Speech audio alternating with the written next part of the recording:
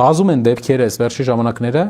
երբ մենք տեսնում ենք, թե ինչքան վենդետաներ կան, ինչքան սպանություններ կան մեր երկրում, եւ հիմնական պատճառը ուժային կառույցների չզբաղվելն այդ գործերով, այլ նրանք զբաղվում են օրինակ Էջմիածնի ընտրություններով։ Մյուս բանը բերթերի եւ կալանավորված մարդկանց վիճակն է եւ նաեւ ձերբակալվածների։ Վերջի 7 տարում ձերբակալվածների թիվը մեր երկրում աճել է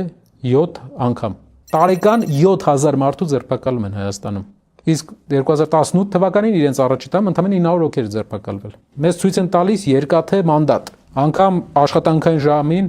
աշխատանքային նկար են գցում երկաթե մուրճը նկարի մեջ։ Դա երկաթե մուրճ չի, դա ձեռնաշղթաներ են հայ ժողովրդի համար, եւ եթե մենք եւս 5 տարի այս մարդուն պահենք, ինձ թվում է տասնյակ հազարավոր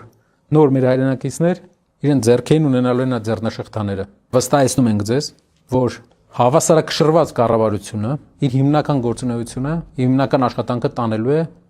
ազատություն ապահովելու վրա, օրինականություն ապահովելու վրա, ուժային կառույցները պետք է զբաղվեն իրենց հիմնական գործունեությամբ եւ կզբաղվեն։ Շնորհակալ եմ։